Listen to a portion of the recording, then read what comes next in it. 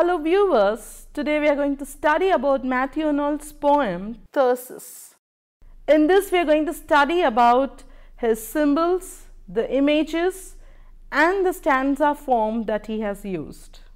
Matthew Arnold, the eldest son of Dr. Thomas Arnold of Rugby, was born near Staines on December 24th, 1822, receiving his education at Winchester, Rugby and Balliol College in Oxford.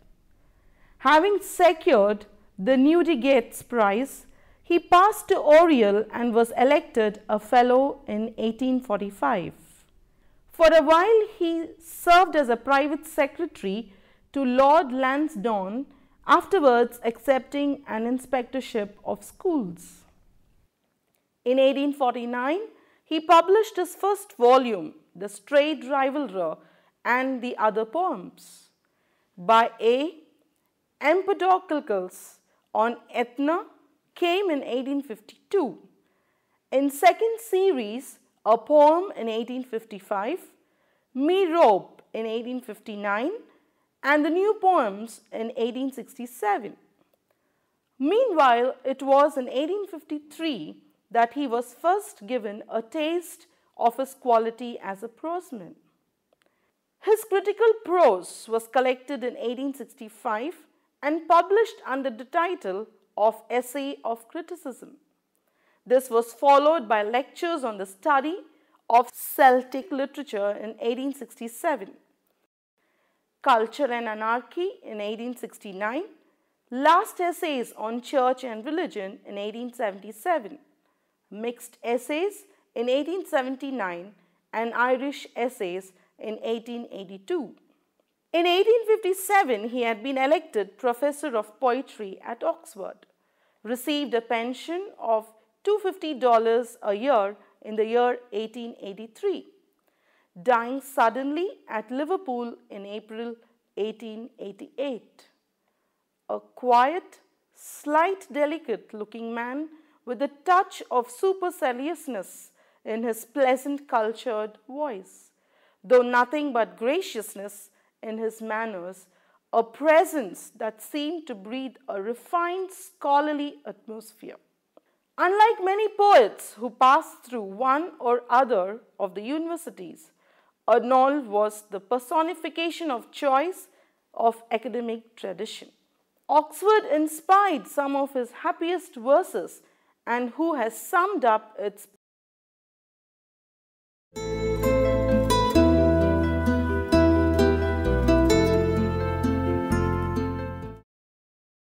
Arnold is one of those authors who is remarkably consistent in his professional career, fulfills many anticipations in the poems, so that his later works in prose actually illuminates the poetry, and one can discern how the poetry shaped and sustained his career.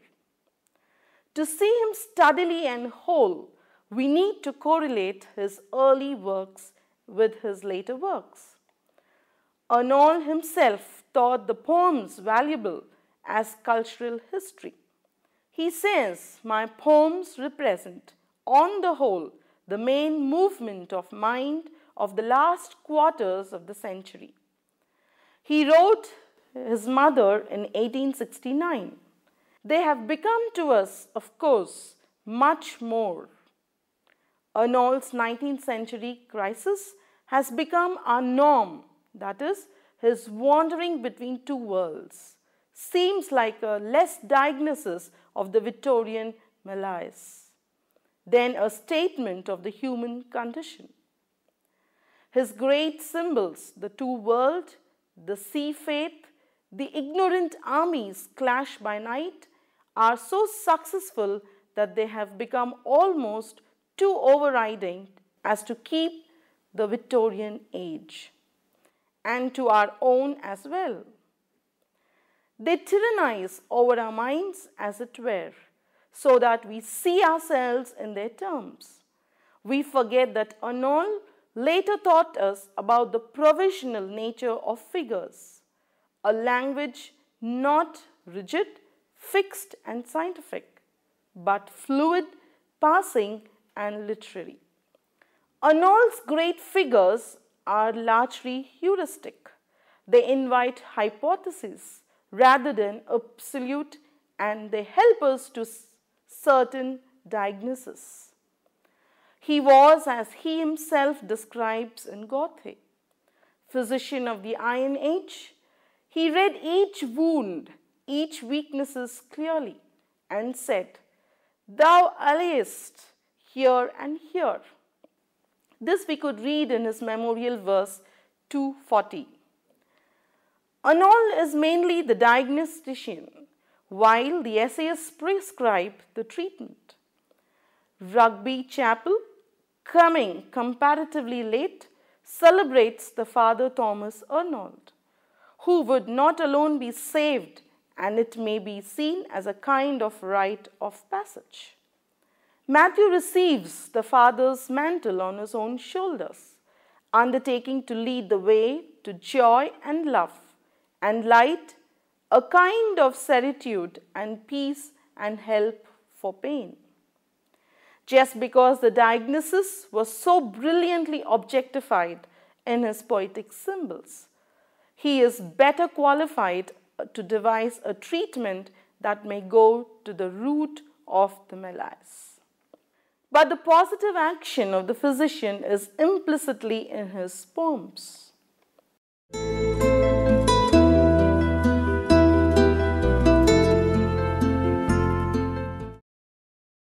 Thyrsi, which was written in 1866, is a Monday to commemorate the author's friend Arthur Hugh Clough, who died at Florence in 1861. In it, the gypsy scholar, who had wandered a little time out of Arnold's life in recent years, who passes again over the hillside into the poet's views and lays a benedictory hand on the long mute pipes.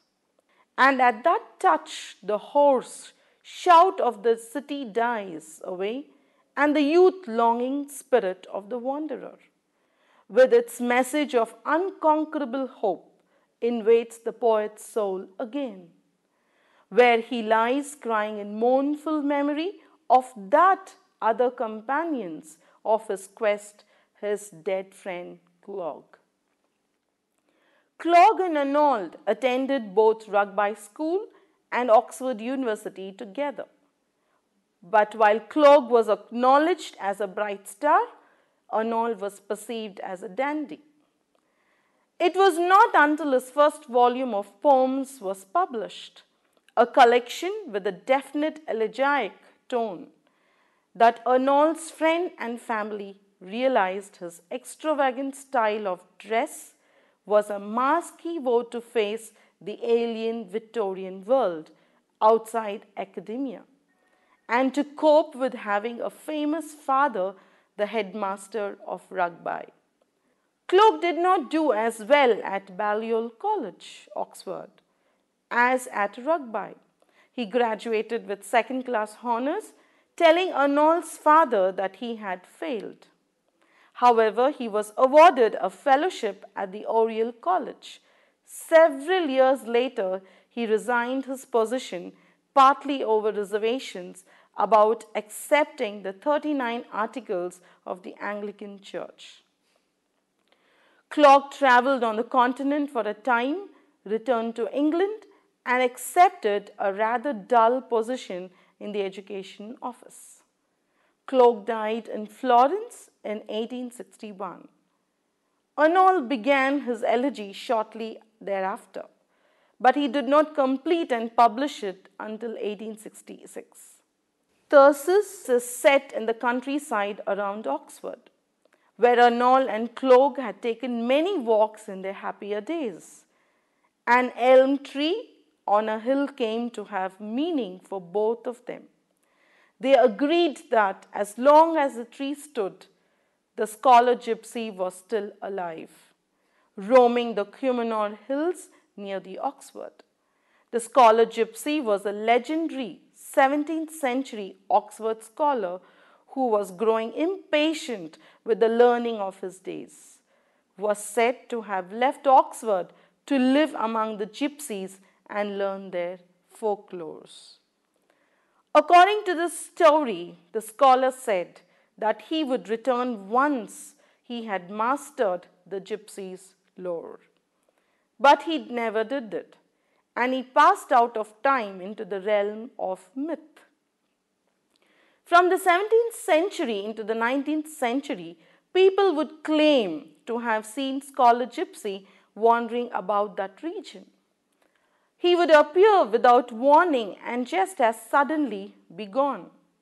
He became for Arnold and Clogg a symbol of sacred search for an unattainable truth. Arnold wrote a poem relating his table around in the year 1851, and it forms a kind of companion piece of Thyrsis. Arnold felt that Clogg, in leaving Oxford, had impatiently abandoned the search for truth, and this feeling came to have a dominant effect on his elegy to Clogg. In the year 1861, Arnold returned to Oxford and the countryside. He had known so well to think, though Clogg's life and the relationship. This visit becomes a very memorable one for Matthew Arnold. Arnold wrote that he could not, as requested, write about it in a newspaper or a review, but I shall come someday in some way or the other, reveal myself to what I think about him.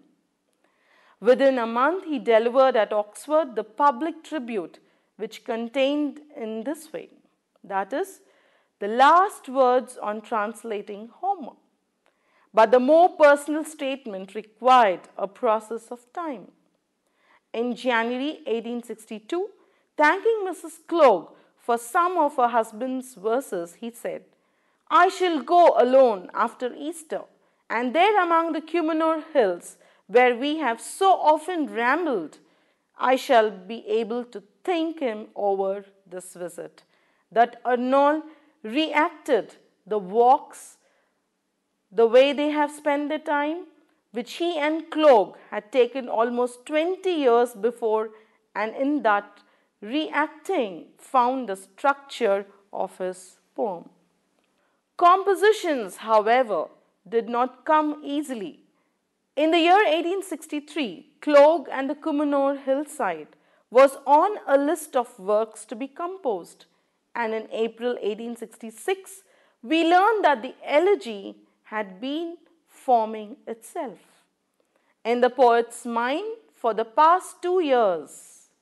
It was published in Macmillan's magazine in April 1866.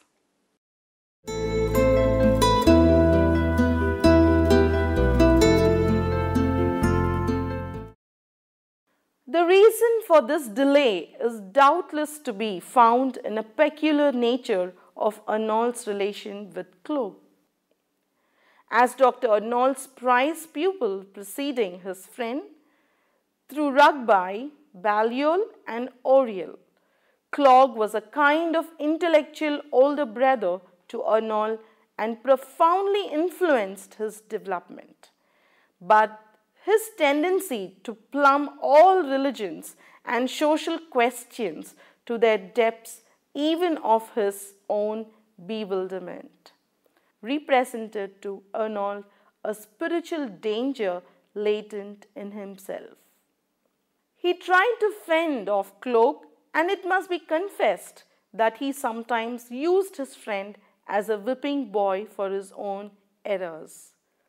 When Clogg renounced his Oriel fellowship in 1848, no longer was able to stomach the 39 articles of the Anglican Church, and went over to Paris and Rome to witness the revolutionary movements of that year. It must have seemed to Arnold that this was a far more glamorous gesture than his own decision to abandon Margaret, substitute his restless. He gets married and becomes a school inspector. Yet now, in 1860s, Clogg was dead, with very little accomplished, and Arnold was just emerging into fame. the signal elm, the symbol of the sky, unglamorous ideal of the scholarly gypsy, was standing still, and Clogg had been wrong to abandon it so soon.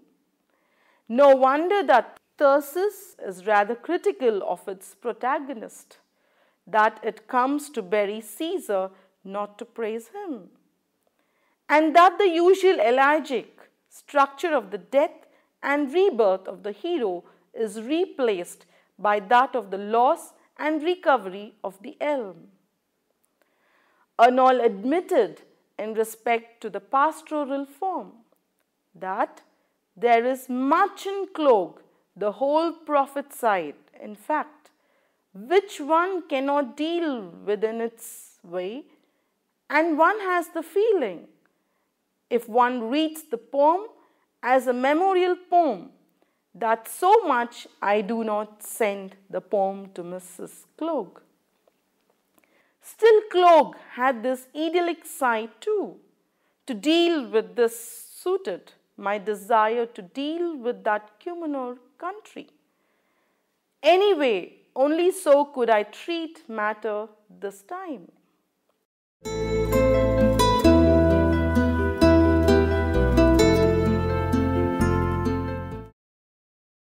The diction of the poem Arnold wrote to his mother was modelled on that of the Theocritus, whom I have much reading during the 2 years this poem has been forming in itself, and I meant the diction to be so artless as to be almost heedless. It is probably too quiet a poem for the general's taste, but I think I will stand where. Arnold's best poems all exploit the symbolic method in a well-observed peculiarity identified as a parable or analogy, ending by Arnold's contemporary R.H. Hutton. The tabular ending or end note of relief by C.B. Thinker and H.F. Laurie. The coda by Lionel Stevenson. The end symbol by Light Curler. It is a break near the end of the poem, a shifting of ground, a turning away from the discursiveness to something else. Marcinius has the mysterious picture of the moving Nile. The world and the quietest ends with the unarticulated message of the slave. Stanza from the Grandial Horde ends with the river and the Ariel Sea, and then there are Tyrian trader of the scholarly gypsy and the signal elm of Thyrsis. In each case, Arnold turns to symbols as a solution to a technical problem to say. For him, something that even in the poem itself he may have tried saying in a prosy or literal or abstract way. It gives himself a new perspective and a kind of extension of meaning with no loss of precision. But if he asks to define the quest in the scholar gypsy or to say what is the omen of the signal elm in Thyrsis, we find ourselves hard-pressed. A piece of music, said Mendelssohn, express not too indefinite a thought to be out of words, but too indefinite a thought. It is a kind of honesty in Arnold, I think, that derives him to define precision of symbolism. For Arnold, the poet, the problem is to reach the audience. It has become so hard. It used to be so easy.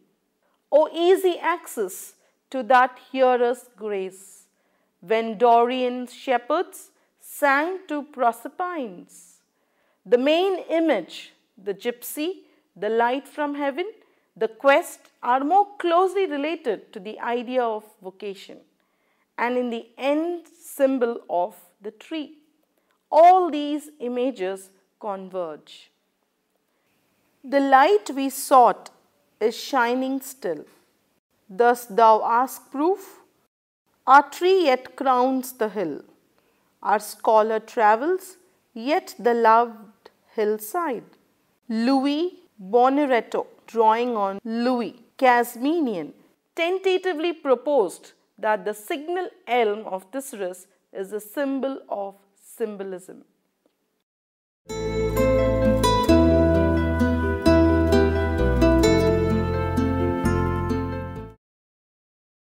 The scholar Gypsy and Thyrsis are meant to be recognized as companion pieces that Arnold hoped in Thyrsis to repeat the success of the scholar Gypsy. The stanza seems to have been original with Arnold. It has some likeness with that of Keats to A Nightingale, which goes this way: A B A B C D E E E C C D E E E, and is a kind of truncated sonnet with the 8th line shortened.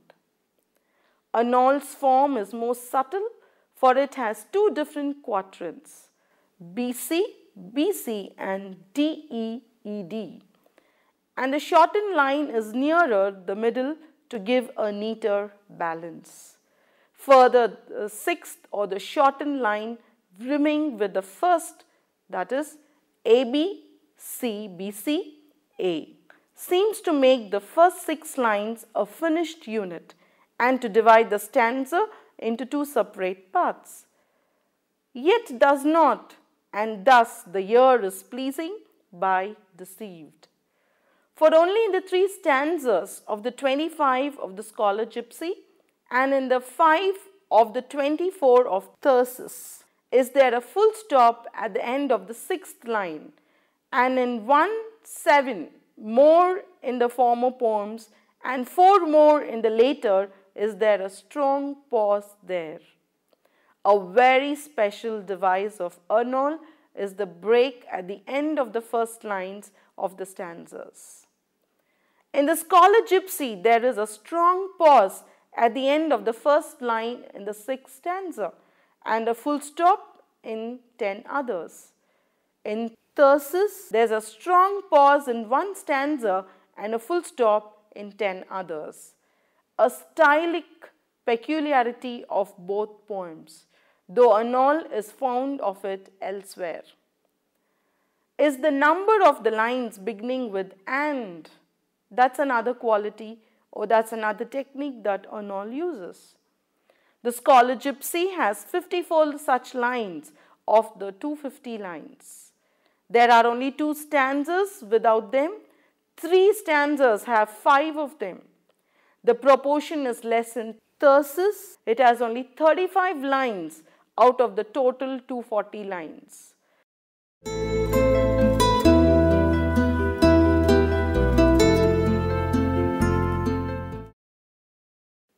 Dr. Thomas Arnold was a liberal both in theology and in politics. So was Matthew Arnold. But he wrote his liberalism with a difference due to the influence of Oxford, which during the period of his residence was in the theories of the Tractarianism. Matthew Arnold cared little for the ecclesiastical problems which agitated Newman and other Tractarianism. The spirit of the Oxford movement, which Arnold associated with the traditions and beauty of the city itself. F.R. Lewis has spoken of Arnold's essays as higher pamphleteering, and T.S. Eliot has called Arnold rather a propagandist for criticism than a critic. Very simple, very unique, and very repetitoriously, Arnold spent his career in hammering that poetry is a criticism of life. This led to a spectacular involvement in some of the difficulties that have always appeared for didactic theory. He prescribed a didactic function of poetry without any of the optimistic frenzy. which buoys the utterance of Shelley and Carlyle. As a poet, he spoke with a level of understanding and resolved firmness such that his utterance became Arnoldian prophecy. Arnold's criticism fell there to his poetry's more stately qualities. Between 1858, the year of Merope, and 1867, the year of publication of his last volume of verse, that is the New Poems, Arnold published but 3 pieces, of which the only remarkable one is the great Thyrsis. This last volume contains the whole poetic production of the decade, some of it admirable, all of it interesting. But the smallness of the volume is significant. Its content is chiefly critical, not lyrical. And the poet, knowing that the muse has gone away, knows that he is harping on what he had heard years before. Friendship, the charm of Oxford, and the spell of Thames, all these potent inspirations to Arnold meet and blend in these 2 poems. Clogue could be a spirited and delightful influence. The mood of loss and regret, melancholy and endurance find its directest expression in such poems as Dover Beach, The Scholar Gypsy, Thyrsis. Finally, to conclude, Professor George Stainsbury says this about Matthew Arnold. That is, this poet chooses to celebrate the sad commentary on the strange disease of modern life, for which more than anything else, Arnold demanded the attention of the readers. The Scholar Gypsy, along with Thyrsis, shows the poet in its richest mood of lyric inventions and reflective feelings. I hope you have enjoyed this lesson where we have studied about the poem Thyrsis, the image, the symbols, and the stanza form that Matthew Arnold has used. Thank you and see you in the next session.